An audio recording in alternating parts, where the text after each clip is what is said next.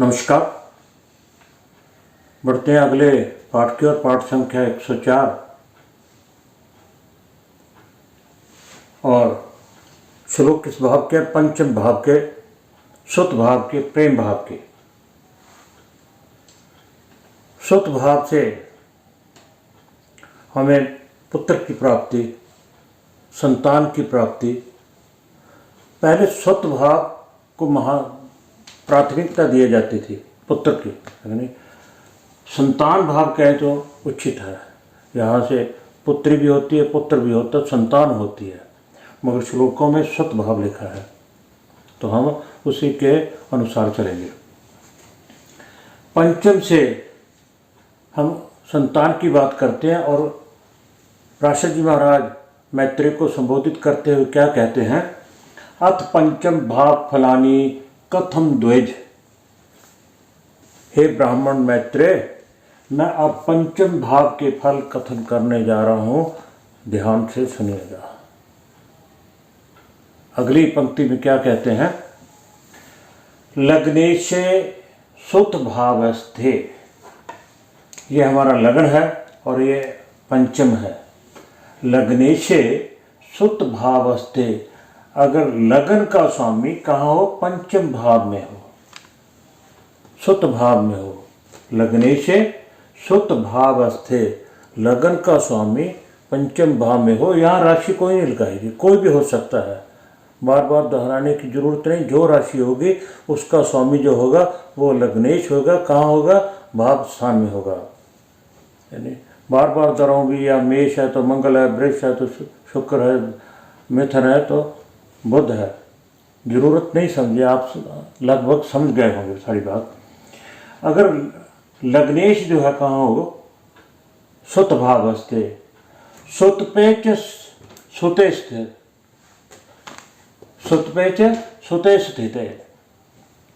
सुत पे और सुत भाव का स्वामी पंचमेश, पंचम भाव का स्वामी वहीं पर हो।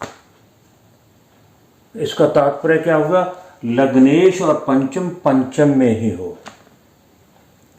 लग्नेश पंचम भाव में हो और सुत पे च सुते स्थित है और पंचम का स्वामी भी पंचम में हो तो क्या होगा?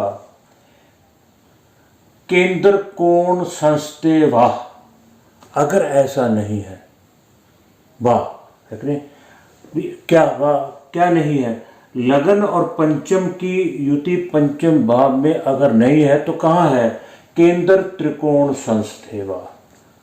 या फिर कहाँ है? केंद्र में। केंद्र भाव कौन से है? पहला, चौथा, सातवां, 10वां केंद्र भाव, साथ में पंचम और नवम के। पंचम की तो बात कर रहे हैं, त्रिकोण की। अगर यहाँ पे नहीं है तो केंद्र और भाग्य स्थान में भी हो सकता है। तो क्या होगा? केंद्र को त्रिकोण संस्थे व पूर्ण पुत्र सुखम भवेत। उस जातक को पुत्र की संतान का सुख, पूर्ण रूप से सुख प्राप्त होगा। किसे? लग्नेश सुत भाव में हो और सुत भाव का स्वामी वहीं पे हो। अगर ऐसा नहीं है तो दोनों कहाँ हो? केंद्र में या त्रिकोण में। अगर ऐसा है तो इस जातक को पुत्र संतान का सुख पूर्ण रूप से प्राप्त होगा।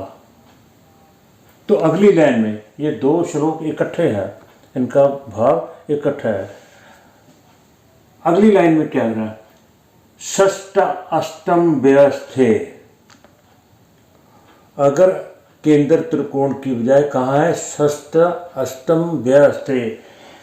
छठे में, आठवें में और 12वें में। षष्ठा अष्टम व्यस्ते तू सुता दिशे तत्पुत्रता। कहते अगर ऐसा ना होकर वो कहाँ है?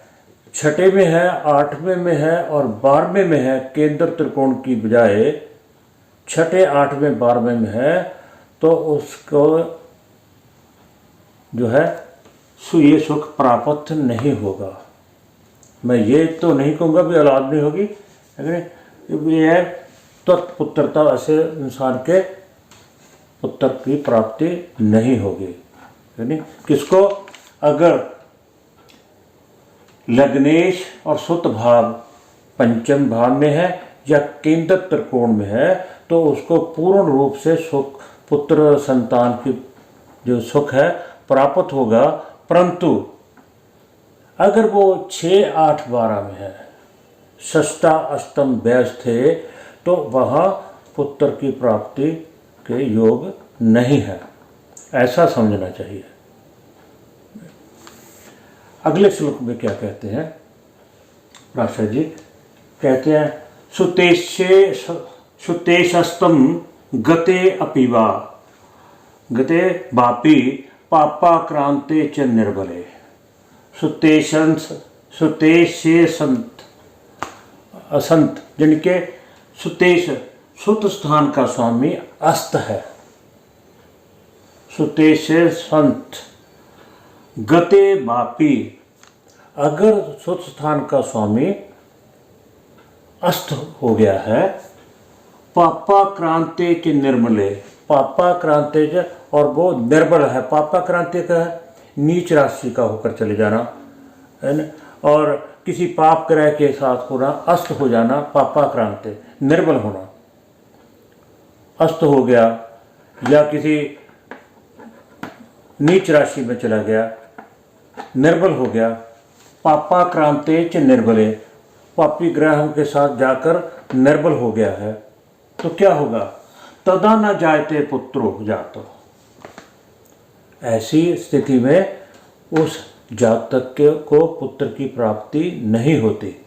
तदा न जायते पुत्रो जातो, उस जातक के ऐसे स्थिति में पुत्र की प्राप्ति नहीं होती। कैसे, अगर सुत भाव का स्वामी अस्त है या अशुभ ग्रहों के साथ मिलकर युति करके, दृष्टि करके, अस्त होने के से या नीच होने से निर्बल हो गए, ये देखना भी कितना उसको बलवान है, कितना निर्बल है। अगर वो पापा क्रांते च निर्बले, निर्बले देवन का बलहीन हो गया है, तो क्या होगा, तदा न जाते पुत्रो जातो, तो उस जातक के पुत्र की प्राप्ति नहीं होती। व प्रीते ध्रुवम, कहते अगर हो गई तो होने के बाद मर जाता है, ये स्पष्ट लिखा है।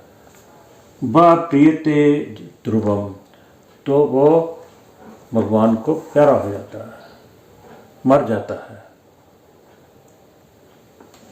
तो प्राशा जी महाराज ने बहुत स्पष्ट भावों में कई बातें लिखी हैं। अगर इसको उल्ट करके देखा जाए, अस्त की बजाय अस्त ना हो, यानी पापा क्रांति ना हो, बलवान हो, यानी शुभ ग्रहों के साथ हो, है तो पुत्र की प्राप्ति होगी और दीर्घायु वाला होगा। ये आपने अपनी IQ वर्त का प्रयोग करना है, बुद्धि का प्रयोग करना है, वो इशारा मात्र कर रहे हैं प्राशा जी महाराज।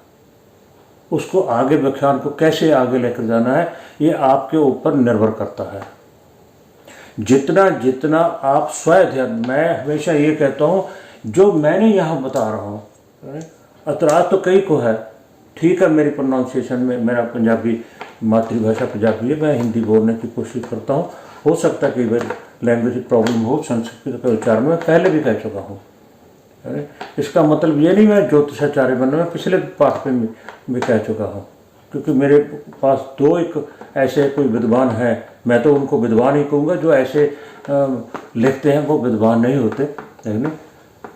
तो मैं तो सिर्फ इशारा मात्र हूँ, उनकी प्रेरणा से जो ये ऋषि मुनि हैं जिन्होंने हमें ये इतने इतने बड़े ग्रंथ दिए हैं, उनका अध्ययन स्वयं अध्ययन कीजिए। मैं तो एक इशारा मात्र हूँ, आप पढ़िए, स्वयं अध्ययन कीजिए।